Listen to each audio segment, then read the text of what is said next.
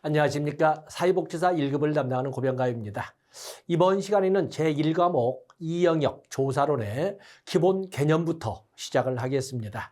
자, 기본 개념이라고 화두가 시작되었지만 어찌 보면은 사회복지 조사의 절차의 첫 부분이라고 할 수 있는데 첫 부분에서는 우리가 사회과학이다 보니까 개념의 명확화가 필요합니다. 그래서 여기 나온 것처럼 개념 또는 이론 또는 변수 또는 측정 이런 용어들의 명확화를 가지고 시작을 하겠습니다. 자, 먼저 이 개념이란 뭐냐, 우리가 컨셉이라고 요즘은 개념이란 말을 쓰지 않고 사람들이 컨셉이라고 이렇게 쓰고 있습니다만 컨셉이란 말은 뭘까? 일반적으로 알기는 알지만 딱 부러지게 똑 부러지게 설명되지는 않은 이런 추상적 표현을 컨셉, 개념이라고 합니다. 그래서 여기 보면은 뭐 어떤 사물이나 현상의 속성을 추상화시킨 표현, 추상화란 표현을 쓰고 있지 않습니까? 또는 보편적 관념 안에서 특정 현상을 일반화시켜, 일반적으로는 알게끔 일반화시켜 추상적 표현으로 나타낸 것. 그래서 추상적 표현이란 말을 씁니다. 그래서 일반적으로 알아듣기는 하지만 뭐 구체적이고 명확하게 이게 표현되지는 못한 이렇게 표현되는 것을 개념이라고 합니다. 자, 여기 보시면 이 개념에 대한 다른 것도 있지만 개념의 조건이 이렇게 나와 있습니다. 개념의 조건이라고 할 적에는 여기 이렇게 해서 저희 한정성, 통일성, 또 추상화성, 또 그런가 하면은 체계성 이렇게 네 가지를 썼습니다. 출제 비중은 뭐 그렇게 높지는 않다고 하지만 어쨌든 적어도 개념을 정리할 적에는 개념의 속성을 보면은 개념의 조건이라고 했지요. 그래서 한정성, 통일성, 적절한 범위에 그래서 추상화성, 또 그러면 체계적 의미다, 체계성 이렇게 네 가지를 설명했는데 개념은 일정한 한정성이 있어야 된다. 이것을 개념의 명확성이라고 한다. 개념의 명확성. 그렇기 때문에 여기 보면은 개념이 너무나 일반화라는 특성을 가지고 너무나 좀 짜임새가 없이 제시가 되면 그것은 소위 그 해석의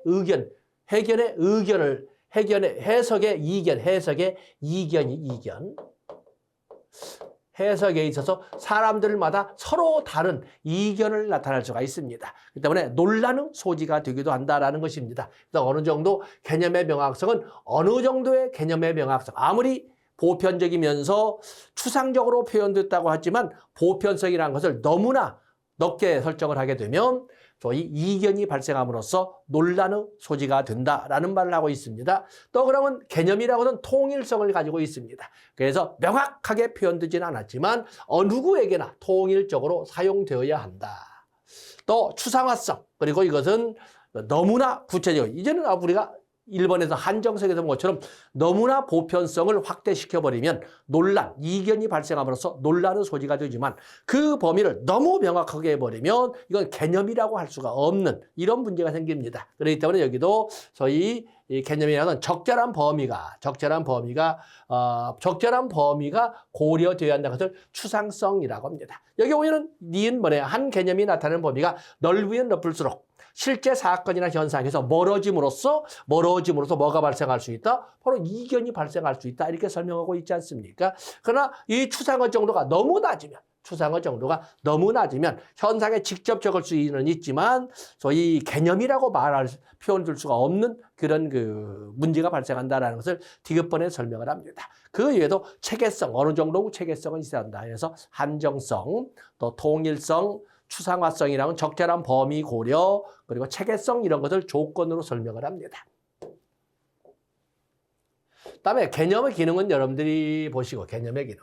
어떤 개념이라는 것은 일반적으로는 알고 있으나 표현이 좀 추상적으로 표현된 것을 개념이라고 하지 않았습니까? 때문에 개념이라는 것은 같은 집단이나 같은 공동체라면은 그 구성원들 사이에서는 통할 수 있는, 이렇게 표현하죠. 통할 수 있는 의사 전달과 사상의 기초가 된다.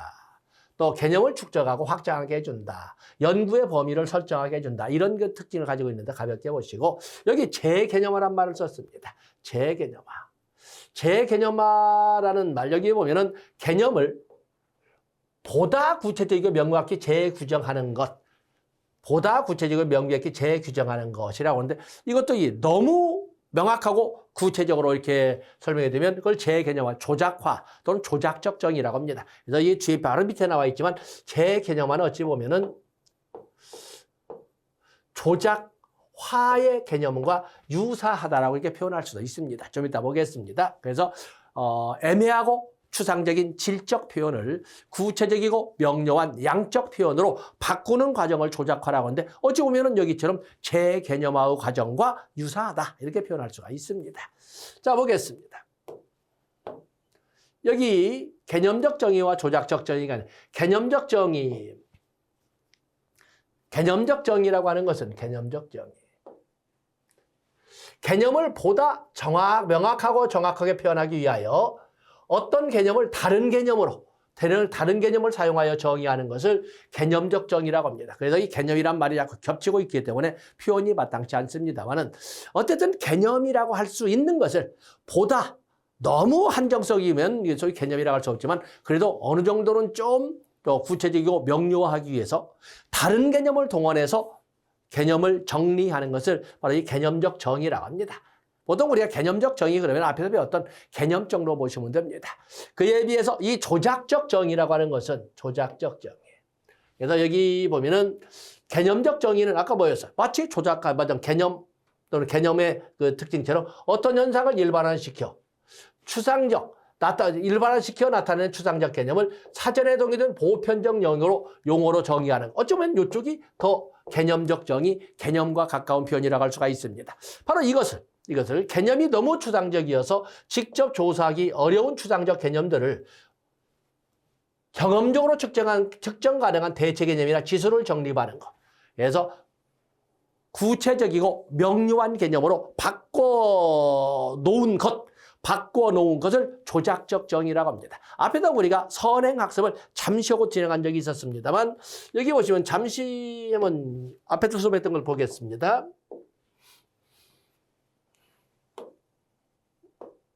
헌법 제34조 1항을 보면 모든 국민은 인간다운 생활을 할 권리를 가진다. 인간다운 생활을 할 권리를 가진다라고 표현되어 있습니다. 그러면 인간다운 생활은 어떤 생활을 인간다운 생활이라고 할까라는 문제가 등장하지 않습니까? 적어도 인간다운 생활이라는 것은 보통 우리 구성원이나 대한민국 국민들은 더 알고는 있습니다. 인간다운 생활을 모르는 사람이 어디 있겠습니까? 그런데 알아듣기는데 보편적이면서 일반화시켜서 표현된 것은 알겠는데 좀 만족스럽지 못해요. 그래서 이거 사회보장 기본법에서 또는 국민기초생활보장법에서 어떻게 하냐면 국가는 모든 국민이 건강하고 문화적인 생활, 건강하고 문화적인 생활을 할 수 있도록 급여 수준의 향상에 노력하여야 한다라고 표현을 하고 있습니다. 그렇기 때문에 우리가 헌법에 나와 있는 인간다운 생활이란 건강하고 문화적인 생활을 말하는구나 이렇게 말하는 거예요. 그럼 건강한다는 생활은 뭘까? 건강하다는 생활은 뭘까? 어떤 것이 건강한 생활일까? 그야말로 질병으로부터 또 자유롭고 부상으로부터 또 자유롭고 출산의 문제로부터 두려움에 떨지 않을 수 있는 이런 생활을 건강한 생활이라고 합니다. 그럼 문화적인 생활은 뭘까? 무슨 세련되고 교양 있고 인문학에 가까운 이런 생활을 문화적인 생활이라고 하지 않고 우리는 인행사를 가지고 배울 때 문화란 뭐라고 그랬어요? 공동체 구성원들이 공유하는 삶의 방식이라고 그랬어요. 아무리 가난한 사람도 적어도 대한민국 군역의 어느 수준 이상의 생활 양식을 영위할 수 있도록 아무리 장애가 심하다 하더라도 정상 범주에 있는 사람들이 누리는 생활 방식을 누려볼 수 있도록 이런 생활을 문화적인 생활이라고 하는 겁니다.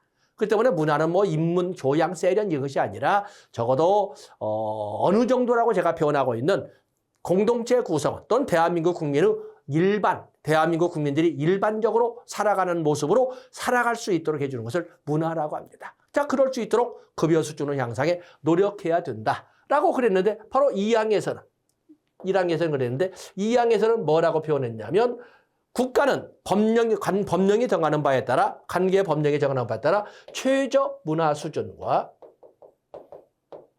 최저 소위 최저 문화 수준 여기 보시면 좀 지울까요? 최소 생활 수준이죠. 최소 생활 수준.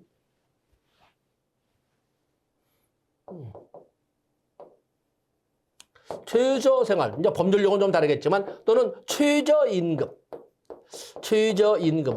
사회보장 수준이 있겠으면 최저임금을 매년 공표해야 된다고 그랬습니다.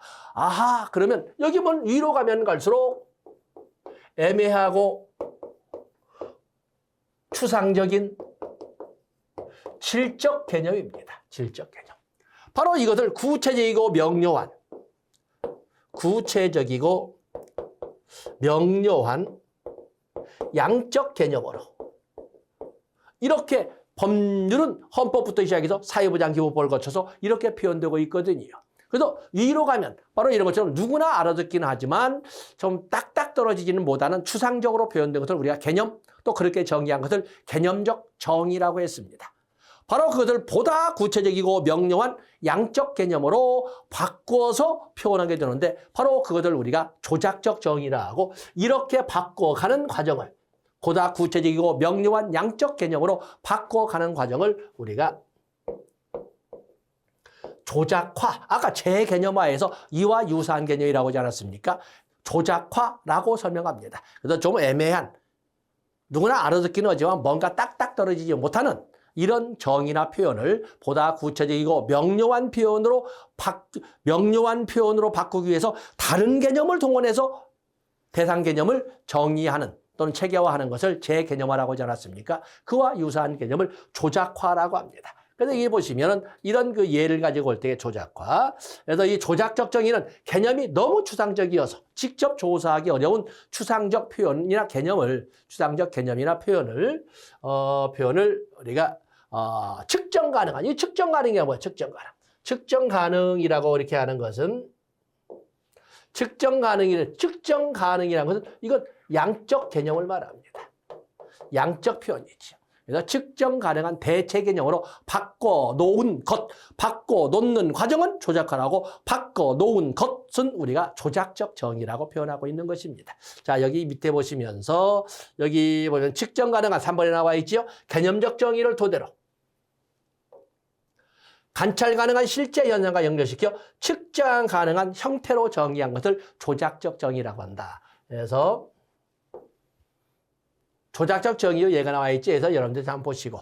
자, 여기 보시면 약간 그림이 좀 마음에 안 드는 것이 있습니다. 자, 개념이라는 것은 누구나 알고 있는 것으로 보이긴 하지만 뭔가 구체적이지 않고 다소 추상적으로 보편적이긴 하지만 추상적으로 표현된 것을 개념이라고 하지 않았습니까? 바로 이 개념.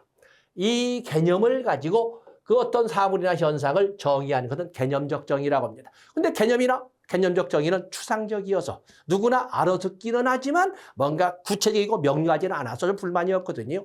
그것을 좀 더 딱딱 떨어지는 측정 가능한 형태로 바꿔놓는 과정, 사실 이 이걸 우리가 조작화라고 했죠. 그래서 이제 이 그림에는 조작화를 조작적 정의 밑에 적었지만 화살표로 본다면 개념적 정의가 조작적 정의로 바뀌어지는 요 과정을 조작화라고 합니다. 그래서 조작화 과정을 거쳐서 구체적이고 명료한 측정 가능한 양적 개념으로 바뀌어진 것을 우리가 조작적 정의라고 합니다. 바로 이 조작적 정의를 실생활에 접목시키는 이런 과정.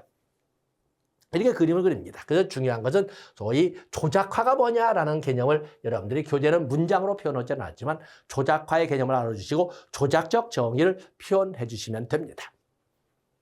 다음에 이제는 중요한 것이 변수가 있습니다. 자, 이 변수를 여러분들이 보시게 되면 변수는 여기처럼 변수 또는 변인이라고도 합니다. 사물의 속성을 변수나 변인이라고 합니다. 어떤 다양한 값을 다양합니다. 다양한 값을 취할 수 있는 어떤 사건이나 사물 현상 등을 또는 사물의 속성 을 보통 우리가 변수라고 하는데 변수는 다양이란 말로 쓴 것처럼 반드시 2개 이상의 값이 나와야 됩니다. 2개, 하나의 값만 나오는 것은 우리가 그것을 변수라고 하지 않고 변수라고 하지 않습니다. 하나의 값으로 나오는 것은 그냥 속성이라고 그러죠. 그래서 2개 이상의 다양한 값으로 표현될 수 있는 것을 변수라고 합니다. 그래서 다양한 값. 여기 밑에 나와 있죠. 2개 이상의 값을 가져야 한다. 성별이라고 하는 변수는 여라고 하는 2개의 값이 나오지 않습니까? 적어도 우리가 주소라고 할 때는 주소도 역시 도로명이기 때문에 도로명으로 여러 개의 주소가 존재하고 있지 않습니까? 그 때문에 주민등록법상의 주소는 2개 이상 가질 수가 있습니다. 물론 주민등록법상 법률 관계에 대해서는 주민등록법상 기재된 주소를 법적 행위의 효력지로 이렇게 설명을 하지만 실제 실생활을 위해서는 주민등록법상의 주소가 있기도 하지만 다른 곳의 실생활에 주소를 사용하고 사무실 주소도 있고 다 그러지 않습니까? 그렇기 때문에 2개 이상의 값. 그래서 주소도 역시 변수라고 할 수 있고 또 종교도 다양한 종교가 있지 않습니까? 역시 변수라고 할 수 있습니다. 그에 대한 예를 여기서 보면은 밑에 그림 나와 있지요. 이건 변수, 성별, 연령, 직업, 종교, 학년, 사유계층 이런 등등은 우리가 변수라 하고 그 변수에서 나눠지는 다양한 값, 여러 수개 이상의 값을 속성이라고 이렇게 우리가 표현하고 있는 것입니다. 그래서 여기까지 이해하시면 됩니다. 다음에 우리가 변수라고 하는 것은 2개 이상의 값으로 표현될 수 있는 사물의 속성이라고 표현했습니다. 바로 이 변수에는 많은 변수가 있습니다. 연속 변수, 불연속 변수부터 다 있지만 우리가 시험용으로 전투 현장에 가져갈 적에는 독립 변수와 종속 변수, 또 매개 변수와 또 조절 변수 이런 정도는 가지고 가셔야 됩니다. 그 외에도 다른 변수는 많지만 또 교재에 페이지를 쭉 했지만 그냥 바로바로 넘어갈 겁니다. 그러나 여러분들은 독립 변수, 종속 변수, 매개 변수, 조절 변수 2가지, 4가지는 반드시 가지고 가셔야 됩니다. 자, 먼저 독립 변수를 보도록 하겠어요. 우리가 독립 변수라고 하는 것은 다른 변수에 영향을 주는 변수로 원인이나 행위를 발생시키는 변수다. 그래서 이 독립 변수라고 하는 것은 이 독립 변수를 원인 설명해 준 원인 변수라고 이렇게 부릅니다. 원인 변수. 그에 비해서 종속 변수라고 하는 것은 다른 변수의 영향을 받아. 다른 변수의 영향을 받아 결과를 나타내는 변수. 다른 변수의 영향으로 나타난 변화. 다른 변수의 영향으로 나타난 변화를 종속 변수라고 하고 우리는 이를 결과 변수, 피설명 변수라고도 설명하고 독립 변수와 종속 변수의 관계, 원인 변수와 결과 변수의 관계를 이 양자의 관계를 인과관계라고 이렇게 하는 겁니다. 원인과 결과, 인과관계. 그때 보통 우리가 문제 나올 적에 자세한 설명하고 문제가 나올 적에 두 변인 간의, 두란 말을 빼더라도 변인 간의 관계를 통해 그러면 변인은 그냥 일반적으로 출제하는 문제는 바로 이런 인과관계를 물어보는 겁니다. 변인 간의 관계를 통해 그러면 독립 변수와 종속 변수 간의 관계를 통한 원인 변수와 결과 변수 관계를 통한 이렇게 이해를 하시면 됩니다. 그래서 인과관계라고 설명을 합니다. 인과관계.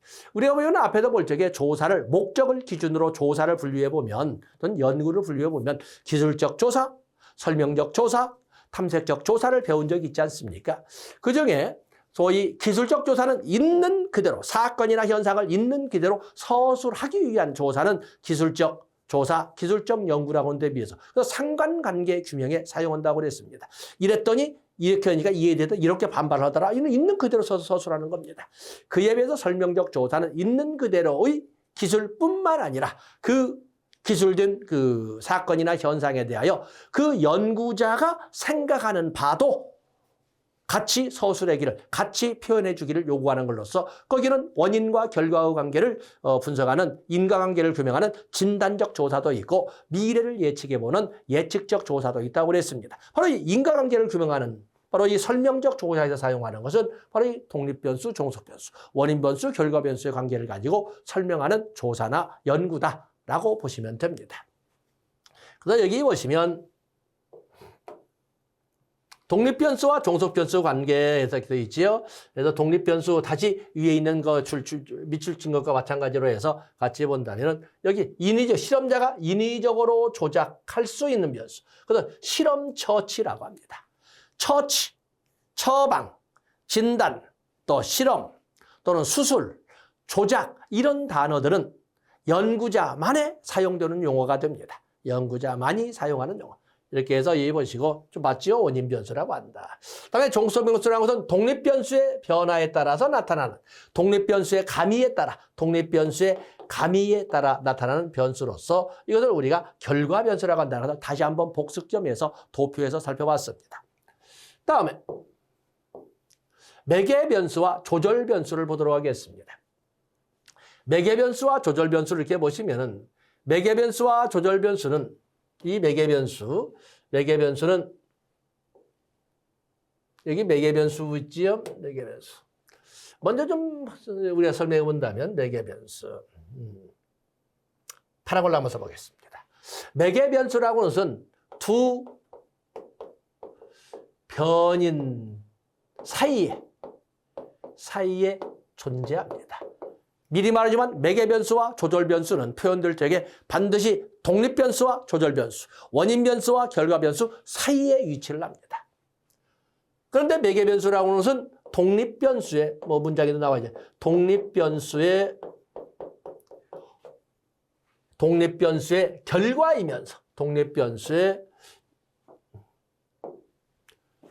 결과이면서 동시에 종속 변수의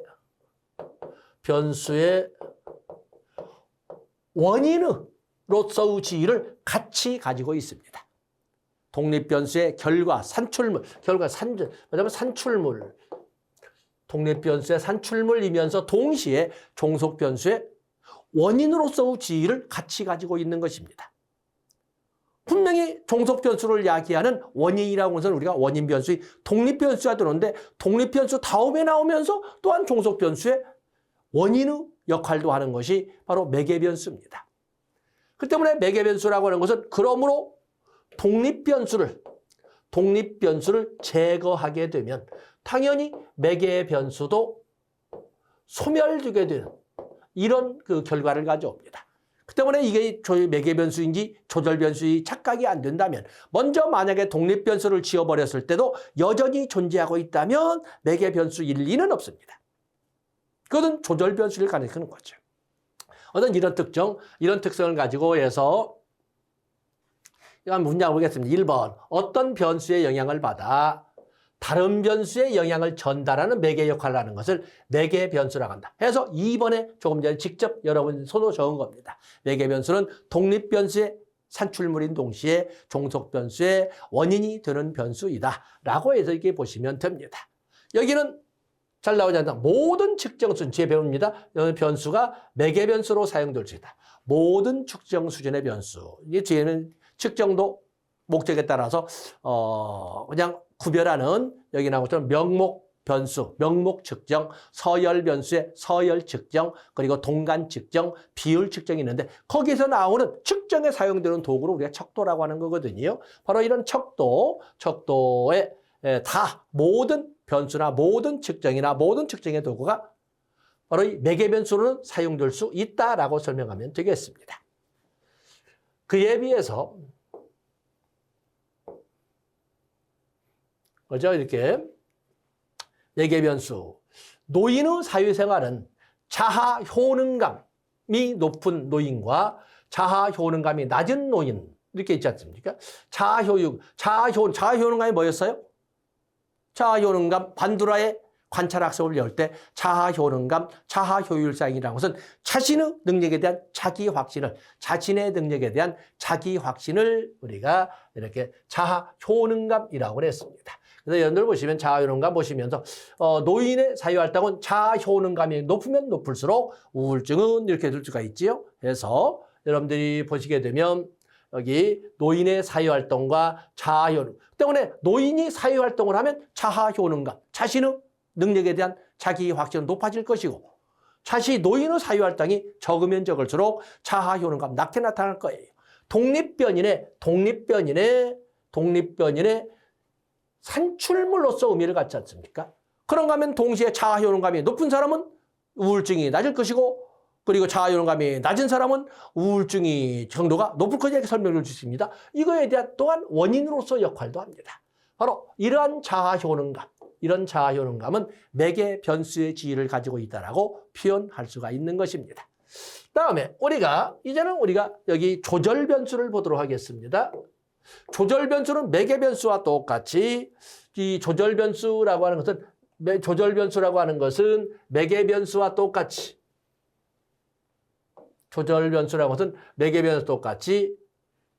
독립 변수와 종속 변수 사이에 위치합니다. 이것도 파란 걸로 써보겠습니다. 독립 변수와 종속 변수의 사이에 위치한다.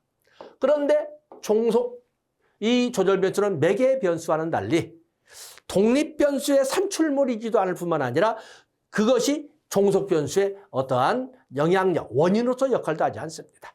이것은 독립 변수와는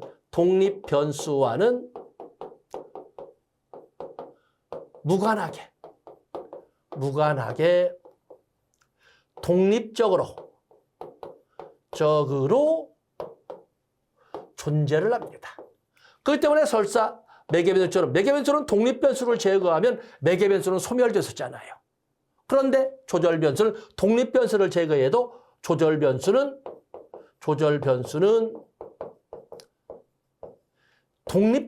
자체 독립적으로 존재를 합니다. 그때 문제가 나온다면 이게 매개 변수인지 조절 변수인지가 좀 혼돈되지 않겠습니까? 그럴 적에 독립 변수를 삭제했을 적에 그것이 같이 삭제되거나 소멸되면 매개 변수의 지위를 가지고 있는 것이고, 독립 변수를 삭제해도 아무런 영향력을 받지 않으면 조절 변수의 지위를 간다. 그러면 조절 변수는 어떤 존재 가치를 있느냐? 그건 독립 변수가 종속 변수에 미치는 영향력의 강도를 더 높게나 더 낮게 강도를 조절하는 강도에 영향을 미치는 것이 조절 변수의 역할이라고 할 수가 있습니다. 여기 보면은 여기 얘가 나와 있습니다만 조절 변수와 매개 변수 차이점 이렇게 나와 있죠. 그래서 이미 우리가 판사해 봤습니다. 그래서 매개 변수는 독립 변수가 없으면 존재하지 않으나 소멸되지만 조절 변수는 독립 변수가 없어도 존재하는 그 자체적으로 독립적으로 존재하게 된다는 특징을 가지고 있다는 것을 봐주시면 됩니다.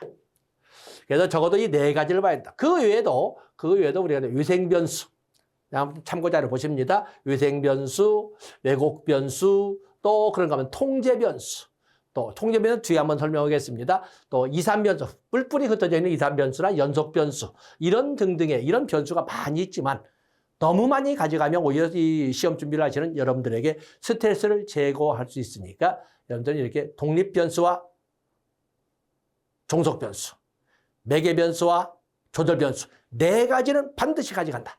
그리고 실사례를 가지고 출제가 되기 때문에 문제를 통해서 여러분들이 접근하는, 그냥 책으로 읽기보다는 접근해 보는 이런 훈련이 필요하다라고 말씀을 드립니다.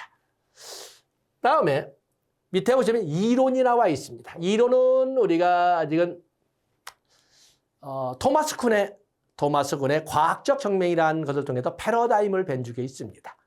보통 우리가 사회복지 실천의 지식이라고 하는 것은 뭐 선수학습이나 또는 2교시 사회복지 실천에서 배우게 되겠습니다만, 선수학습을 한번 해보면 사회복지 실천의 기초 또는 사회복지 실천의 지식의 체계는 가장 상위에는 모든 구성원들이 공유하고 있는 세계관을 패러다임이라고 합니다. 그런 패러다임을 뭔가 좀 더 구체적이고 특정 현상이나 특정 사안에 대하여 보다 논리적으로 예측을 하는 진술을 하게 되는데, 바로 어느 쪽에서, 오른쪽에서 볼 때 그런 진술을 할 것이냐, 왼쪽에서 볼 때 그런 진술을 할 것이냐 라는 소위 바라보는 방향이 다를 수도 있습니다. 그 바라보는 방향을 견해 또는 시각 또는 관점이라고 합니다. 그 견해에 따라서 똑같은 사안에 대해, 똑같은 현상에 대해서도 어떤 사람은 그것을 체계화하는 것이 달리 나타날 수 있습니다. 바로 이 견해에 따라서 다르게 표현되는 이론, 다르게 표현되는 이런 체계적 지식을 이론이라 하고, 그 체계적 지식을 실생활에 접목시킨 것을 모델 또는 실천 모델이라고 하는 것입니다. 그래서 여기 보면 이론이라고 하는 것은 본다면 그냥 실천의 지식체계, 사회복지 실천 지식체계는 가장 위에가 패러다임.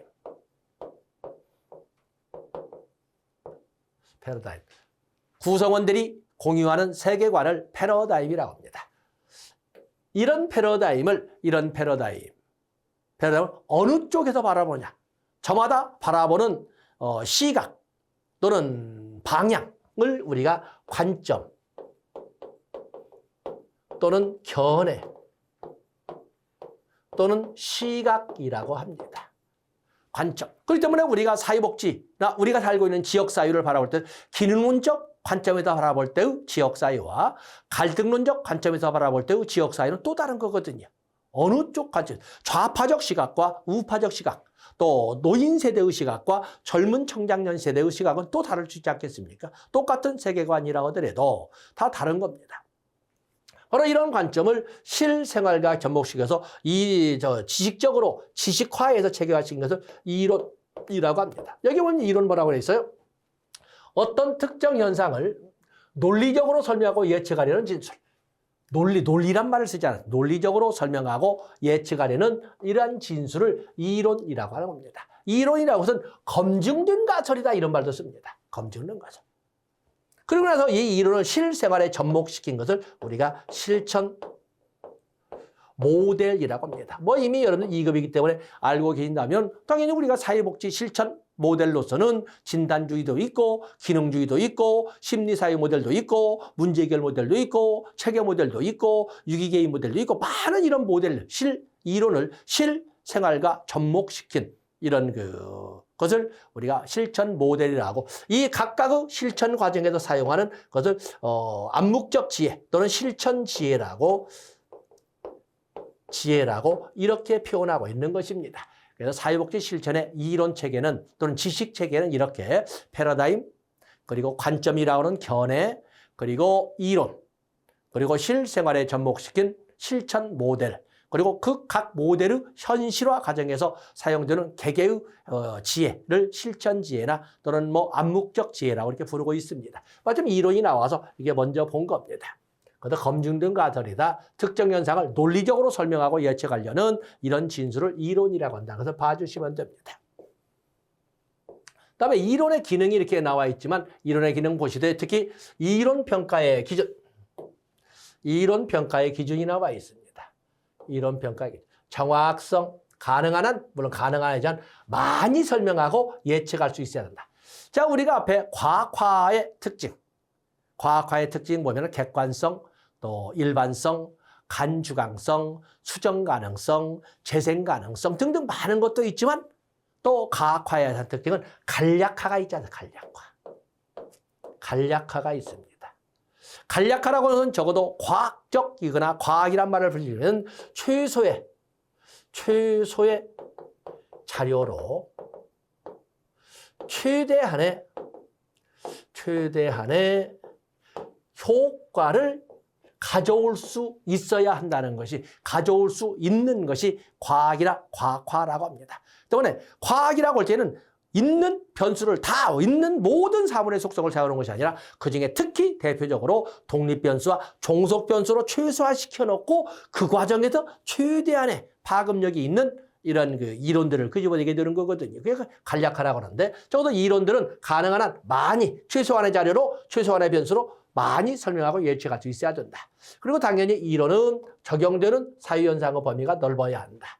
또 이 역시 마찬가지로 이 감명성 같이 연결되고 있습니다. 그래서 설명 변수 숫자가 적으면 적을수록 간명한 이론이다라고 표현되는 것입니다. 가능한 한 그 설명 변수라고 하는 독립 변수를 최소화시키고 그로 인해서 파급되는 파장 효과를 최대한 끌어낼 수 있어야 된다. 이 말을 해서 간략화라고 했습니다. 당연히 인과성 아까 뭐였어요? 원인 변수와 종속 변수 관계로 표현될 수 있어야 된다. 이런 특징. 그래서 정확성, 일반성, 간명성 또는 간략화라고 합니다. 인과성 등을 이론 평가기 얼마나 이러한 그 기준을 충족시키냐를 가지고 좋은 이론이냐 아니냐를 분석해 본다는 것입니다. 자, 이 시간은 여기까지 하고 다음 시간에 역시 이제 다시 가설부터 시작을 하겠습니다. 가설의 그 출제 비중이 또 높아서 그래서 이제 분리시켜서 독립적으로 첫 출발점을 잡겠습니다. 고맙습니다.